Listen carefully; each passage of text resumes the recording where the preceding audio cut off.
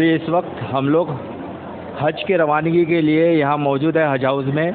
23 मई से 30 मई तक यहाँ हज के लिए लोग नागपुर से जद्दा एयरपोर्ट से रवाना होंगे, जो एक बहुत बड़ा अरकान अदा करने जा रहे हैं, जिसके अंदर एक फ़्लाइट में 400 से अधिक हज यात्री। अस्सलाम वालेकुम नाजरीन, BNA न्यूज़ के तरफ से हम इस वक्त हज हाउस में हाजिर है और हम एक हाजी से जो हज करने जा रहे हैं, नागपुर से जद्दा रवाना जो होने वाले हैं, उनसे कुछ सवालात करना चाहेंगे।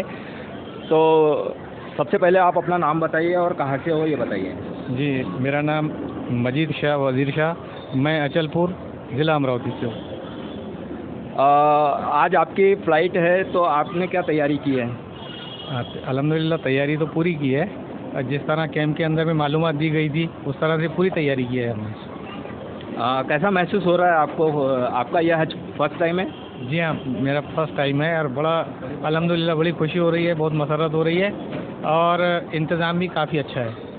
अपने जो हज हाउस के जो सिस्टम चल रहा है, जो इनके इंतज़ामिया कमेटी है, उनके तरफ से आपको कोई दिक्कत या कोई परेशानी?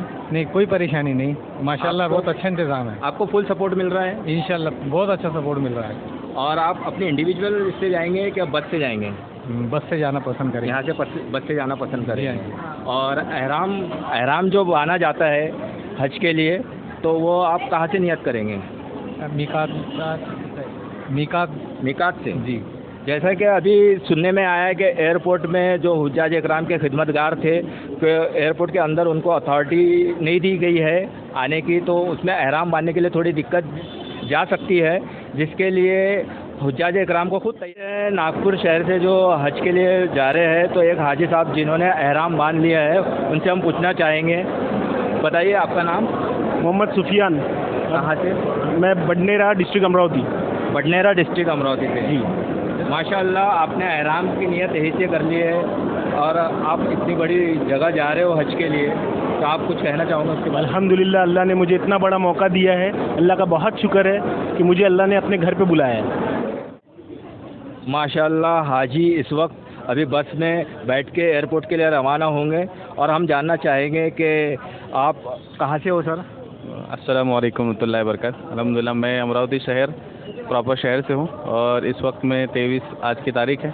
हम लोग हज के लिए जा रहे हैं, अल्लाह ने उसके घर के लिए कबूल किया है। माशाल्लाह, क्या कैफियत है आपको? कैसा महसूस हो रहा है? कुछ बताइए। कैफियत तो अल्फाज से बयान नहीं होते, वो तो दिल की बात है। अल्लाह जिसको चाहता है उसके घर की हाज़िरी के लिए बस अल्लाह बंदे की दिल की तवज्जो की तरफ देखता है, तो अल्लाह उसी को कबूल करते हैं। हम अपनी ज़िंदगी के पिछली ज़िंदगी को देखें कि हम तो ऐसे काबिल नहीं है कि अल्लाह उसके घर के सामने खड़े हो जाए, लेकिन अल्लाह ने बस उसकी तौफीक दी है। हमारे दिलों के अंदर बस आंसू है और दिल में ये है कि अल्लाह बस हमारे सारे हज को, उम्रों को, हमारे तमाम नफील फ़राइज़, तमाम अमलों को अल्लाह बस कबूल करे।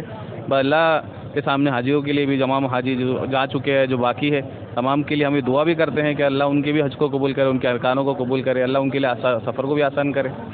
और माशाअल्लाह, अल्लाह आपका हज कबूल करे। BNA 24 न्यूज़ में आपका स्वागत करते हैं। सर बताइए, ये हज समिति जो नागपुर से हज के लिए रवाना हो रहे हैं, इनके बारे में आपके क्या सुविचार हैं? देखिए, अल्लाह ताला के खिदमत में जाना कौन पसंद नहीं करेगा। ये तो हमारा एक ऐसा क्षण होता है, ऐसा मौका होता है जो सदियों से इंतज़ार करने के पश्चात किसी को प्राप्त होता है। जहाँ पर हम जाते हैं वहाँ एक उम्मीद लेके जाते हैं कि हमें अल्लाह ताला की आशीर्वाद प्राप्त हो, उनके आशीष प्राप्त हो और हमारे परिवार के उन्नति में वो कामयाबी हमें हासिल मिले। महाराष्ट्र सरकार ने यहाँ पर हज हाउस बनाने के पश्चात नागपुर की हज कमेटी ने बहुत ही अच्छे ढंग से यहाँ काम करते हुए यहाँ के लोगों की व्यवस्था की। आज हमारे हज कमेटी की CEO यहाँ बैठी है, मिसेस नितनौरे शिंदे, जो स्वयं यहाँ पर पधार कर सब व्यवस्थाएं देख रही है और यह भी देख रहे कि यहाँ का हर यात्री अच्छे ढंग से यहाँ से रवाना हो और उसे सरकार की ओर से हर प्रकार की मदद मिले। मैं तमाम हज यात्रियों के अच्छे प्रवास के लिए, उनके सफ़र के लिए अल्लाह ताला के पास दुआ मांगता हूँ और उन्हें कामयाबी हासिल हो, ऐसे ही बात करके उनको हार्दिक शुभकामनाएं देता हूँ। हमारे साथ कॉरपोरेटर एडवोकेट बाल पांडे साहब यहाँ इस वक्त मौजूद है, जो कि हुज्जाज अकराम का रवानगी जो होने वाली है, जो रात 11:10 में जो हवाई जहाज़ यहाँ से हज के लिए जो रवाना होने वाला है, उन्हीं का आपने जो है हरी झंडी दिखा के ये दी है। हम बाल पांडे सर से जानना चाहेंगे कि क्या महसूस हुआ आपको और आप क्या, यानी आपकी प्रतिक्रिया क्या है इस बारे में?